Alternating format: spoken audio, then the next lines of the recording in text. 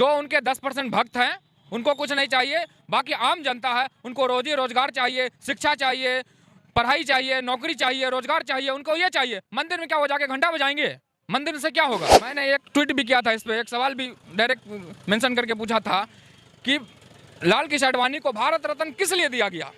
इस पे आपने सुना होगा, नितिन गडकरी ने एक बयान दिया। नितिन गडकरी बोला जो काम करता है उसको कुछ मिलता ही, सम्मान ही नहीं मिलता। नितिन गडकरी से तो उसी का आदमी है, लेकिन उन्होंने सवाल किया कि जो काम करता है उनको सम्मान नहीं मिलता। उन्होंने साफ लफ्ज़ों में नहीं किया, लेकिन समझने वालों के लिए सारा काफी है। तो लाल कृष्ण आडवाणी को किस बिना पे दिया गया? जो रथ लेकर निकले थे, पूरे देश में दंगा हुआ था, उसके तहत उनको मिला।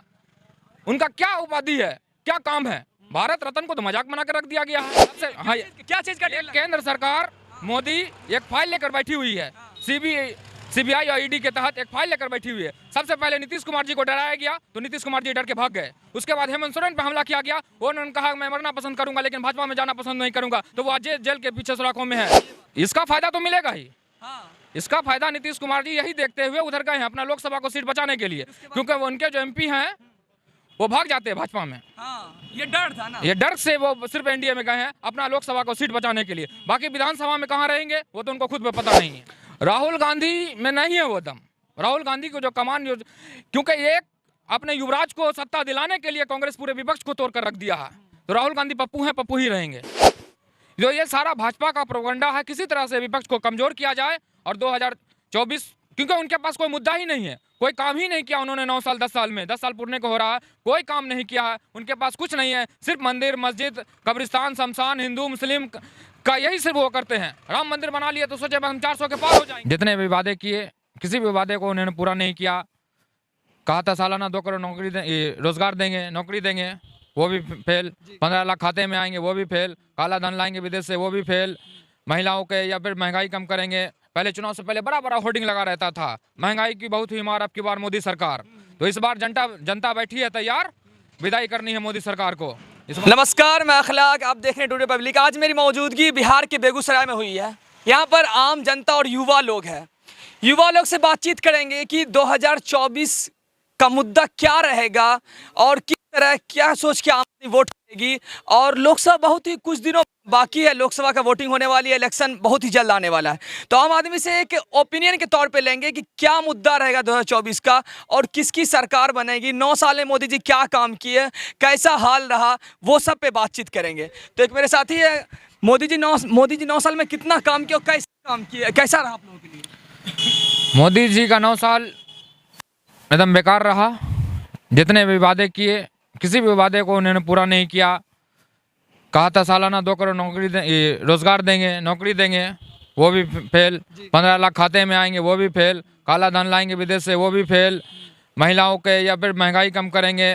पहले चुनाव से पहले बड़ा बड़ा होर्डिंग लगा रहता था, महंगाई की बहुत हुई मार अब की बार मोदी सरकार। तो इस बार जनता बैठी है तैयार, विदाई करनी है मोदी सरकार को।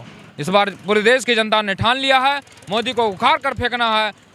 इतना बौखला गए हैं मोदी जी सत्ता जाने के डर से कि सारे विपक्ष को वो किसी तरीके से सीबीआई, ईडी और इनकम टैक्स के तहत फंसाने का काम कर रहे हैं। अभी तो बिहार में सरकार गिरी राजद की, उसके बाद फिर झारखंड में, बिहार के बगल में झारखंड पड़ता, वहाँ हेमंत सोरेन की, फिर वहाँ ईडी पहुंचा था और एक दिन सरकार गिरे हुआ ईडी पहुंच गई। वो सब भी एक मुद्दा बन गया लगा। मैं ये कहना चाह रहा हूँ कि सिर्फ जो विपक्ष में सरकार है जिस राज्य में, वहीं सिर्फ सारा काला धन या जो भी पैसा पहुंचता है। और जो भाजपा शासित राज्य, वहाँ के मुख्यमंत्री वहाँ का हरिश्चंद्र की औलाद बैठे हुए हैं कि उनके यहाँ कुछ नहीं जाता, उनके यहाँ पैसा नहीं, उन्होंने नहीं कमाया है। सिर्फ विपक्ष के ही घर में छापा मारा जाता है। आप जहाँ भी उठा के देख लीजिए, बिहार हो या विपक्ष में यहाँ देखा जा रहा है, झारखंड देख लीजिए, आप दिल्ली देख लीजिए, बंगाल देख लीजिए, जितने भी, पंजाब देख लीजिए या कहीं भी आप देख लीजिए। जो ये सारा भाजपा का प्रोपेगेंडा है, किसी तरह से विपक्ष को कमजोर किया जाए और 2024, क्योंकि उनके पास कोई मुद्दा ही नहीं है, कोई काम ही नहीं किया उन्होंने 9 साल 10 साल में, 10 साल पूरने को हो रहा है, कोई काम नहीं किया है। उनके पास कुछ नहीं है, सिर्फ मंदिर, मस्जिद, कब्रिस्तान, शमशान, हिंदू मुस्लिम का यही सिर्फ वो करते हैं। राम मंदिर बना लिए तो सोचे हम 400 के पार हो जाएंगे। बहुत बड़ा मुद्दा 2024 का आम आदमी ओपिनियन में मिलता है कि बहुत बड़ा मुद्दा रहेगा 2024 में। जो राम मंदिर का उद्घाटन किया गया है वो बहुत बड़ा मुद्दा रहेगा। आपको क्या लगता है ये मुद्दा बन पाएगा 2024 लोकसभा इलेक्शन का? ये कोई मुद्दा ही नहीं है।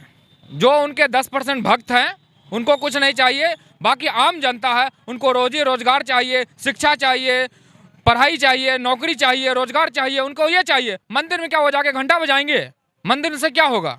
मंदिर से ठीक है, मंदिर बना है, जो भी धर्म स्थल बना उसको मैं टिप्पणी नहीं करना चाहता हूँ, लेकिन जनता को जो रोजगार है, जनता को रोजगार ना दीजिएगा। मंदिर में जाके वो क्या करेगी? अभी आप देख लीजिए बिहार में जो नया एक कानून आया था, उसके तहत यूपी से कितने बेरोजगार लोग आए थे, बिहार में नौकरी लेकर गए थे।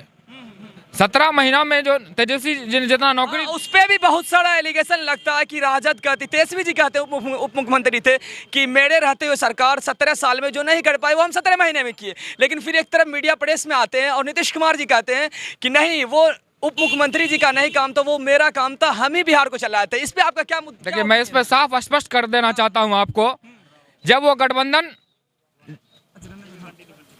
गठबंधन बना था तो तेजस्वी और नीतीश कुमार में यही डील हुआ था कि हम आपके साथ गठबंधन कर रहे हैं, ठीक है, हम अंदर नहीं आएंगे, बाहर से ही समर्थन करने को तैयार है। नीतीश जी बोले थे नहीं नहीं, आप सरकार में आइए। तो वादा सबसे पहले यही लगा था कि आते के साथ नौकरी, जितनी भी रिक्त स्थान है उनको भरना है, नौकरी देना है। आप इससे पहले भी तो 17 साल मुख्यमंत्री थे, कहाँ इतनी नौकरी आप दे दिए? 17 महीना में तेजस्वी सरकार ने जितना नौकरी दिया है, पूरा बिहार उनको बोला है कि फिर से लाओ तेजस्वी सरकार और रोजगार की हो भरमार। तो तेजस्वी जी ने जितना काम किया 17 महीना में, रोजगार देने का काम किया। नीतीश कुमार ठीक है मुख्यमंत्री है तो क्रेडिट उन्हीं को जाता है, उनके बिना इसके कोई पास नहीं होता है, लेकिन काम करने की हिम्मत होनी चाहिए, रोजगार देने की ये होनी चाहिए। अच्छा, आपको क्या लगता है, अभी लोकसभा में बात कर रहे थे, लोकसभा में इंडिया गठबंधन में नीतीश कुमार जी बहुत अच्छे पद पे थे और ओहदा दिख रहा था, अच्छी खासा वैल्यू मिल रही है, तो ये एनडीए वर्सेस इंडिया में क्या लग रहा है कि भारी वैल्यू ज्यादा उसमें मिल गया है या इसमें था? क्या लग रहा है, क्या देखिए, कमजोर हो गई या स्ट्रांग हो गई, क्या लग रहा है? नीतीश कुमार जी वो नहीं देखते, नीतीश कुमार जी सिर्फ अपना कुर्सी देखते हैं। जिधर उनको कुर्सी सेफ नजर आता है वो उधर पलटी मार जाते हैं, कभी इधर तो कभी उधर। नीतीश कुमार जी सिर्फ अपना फायदा देखते हैं। आपको लगता है लोकसभा इलेक्शन में उसको फायदा मिलने वाला नीतीश जी को? हाँ, इसका फायदा तो मिलेगा ही। हाँ, इसका फायदा नीतीश कुमार जी यही देखते हुए उधर गए हैं, अपना लोकसभा को सीट बचाने के लिए, क्योंकि वो उनके जो एमपी हैं वो भाग जाते हैं भाजपा में। हाँ, ये डर था ना, ये डर से वो सिर्फ एनडीए में गए हैं अपना लोकसभा को सीट बचाने के लिए। बाकी विधानसभा में कहाँ रहेंगे वो तो उनको खुद पे पता नहीं है। अच्छा, झारखंड में चलते हैं। झारखंड में हेमंत सोरेन की सरकार थी उस तरह का, और उस पर एलिगेशन लगा अलग अलग तरह का, फिर इस्तीफा दे दिया, उस पर क्या आप लोगों का राय है? देखिए, मैंने पहले ही आपसे कहा था। और क्या मुद्दा के तहत ये सब हो रहा? बार बार सरकार गिर रही, फिर बिहार में गिरी, फिर झारखंड में। मैं आपको साफ शब्दों में कहना चाहता हूँ, ये एक डील चल रहा है सबसे। हाँ, क्या चीज का डील? केंद्र सरकार मोदी एक फाइल लेकर बैठी हुई है, सीबीआई और ईडी के तहत एक फाइल लेकर बैठी हुई है। सबसे पहले नीतीश कुमार जी को डराया गया तो नीतीश कुमार जी डर के भाग गए। उसके बाद हेमंत सोरेन पे हमला किया गया, उन्होंने कहा मैं मरना पसंद करूंगा लेकिन भाजपा में जाना पसंद नहीं करूंगा, तो वो आज जेल के पीछे सुराखों में है। ये बात है ना? ये बात है। ममता दीदी को डराया गया कि कांग्रेस से उनको आपको गठबंधन नहीं करना है बंगाल में, नहीं तो आप भी जेल के पीछे होंगी। तो ममता जी बनर्जी भी डर गई और भाजपा के सामने घुटना टेक दिया। अरविंद केजरीवाल को डराया जा रहा है। तो ये डील चल रहा है भाजपा का, जहां जहां विपक्ष की सरकार है, सरकार को किसी तरह से दस्त भ्रष्ट करना है, सरकार को गिराना है और 2024 की लड़ाई सत्ता पे चढ़ना है। क्योंकि 200 सीट जो देश में है, कांग्रेस सीधा फाइट भाजपा से कर रही है। अगर ये 200 सीट के अलावा अगर गठबंधन कांग्रेस करती है तो भाजपा को 2024 में आना मुश्किल हो जाएगा। इसी के तहत, वो डील के तहत सारे विपक्षी को डराने धमकाने के, सीबीआई ईडी जो उनका 3 तोता है, उनके तहत पूरे भाजपा विपक्ष को डराने की कोशिश की जा रही है। अभी जो भारत जोड़ो न्याय यात्रा एक तरफ चल रहा है, उस पर क्या आपका? राहुल गांधी मणिपुर से स्टार्ट कर चुके हैं। देखिए, भारत जोड़ो ये नया यात्रा जो राहुल गांधी कर रहे हैं, उनको ये नहीं करना चाहिए था अभी। अच्छा, क्यों नहीं करना चाहिए? क्या उससे इंडिया गठबंधन में क्या फायदा नहीं मिला? इससे पहले भी आपने भारत जोड़ो यात्रा किया, क्या फायदा आपको हुआ? आप राजस्थान हार गए, छत्तीसगढ़ हार गए, मध्य प्रदेश हार गए, आपको क्या फायदा हुआ? आपको जो विपक्ष है उसको एक करना है, आपका जो कांग्रेस का आम कार्यकर्ता है उससे बात करनी होगी आपको, तब ये मिलेगा। आपको नया यात्रा या भारत जोड़ो यात्रा से करने से कुछ नहीं होने वाला है। मैं ये कहना चाहता हूँ साफ शब्दों में, आपको विपक्ष को लेकर चलना था, क्योंकि आप विपक्ष की सबसे बड़ी पार्टी हैं। आप जब एक रहिएगा, आप अपने बात को लेकर चलिएगा, क्योंकि कांग्रेस अपना फायदा देख रहा है सिर्फ। तो इससे विपक्ष जो आप देख रहे हैं, नीतीश कुमार जी भाग गए, उधर ममता अलग हो गई, उधर केजरीवाल बोलते हैं वहाँ पंजाब में हम अलग लड़ेंगे, तो ये बहुत सारा मसला है। तो आप को इसको लेकर चलना है। अभी कुछ दिनों पहले लाल कृष्ण आडवाणी जी को आप लोग याद करते होंगे, बहुत बड़ी मुद्दा चलती थी। लाल कृष्ण आडवाणी जी को बहुत दिनों बाद जब लोकसभा इलेक्शन आ रहा तो बहुत आदमी का कहना है कि लोकसभा इलेक्शन की वजह से उसको भारत रत्न दिया गया। क्या इस पे मैंने एक ट्वीट भी किया था, इस पे एक सवाल भी डायरेक्ट मेंशन करके पूछा था कि लाल कृष्ण आडवाणी को भारत रत्न किस लिए दिया गया।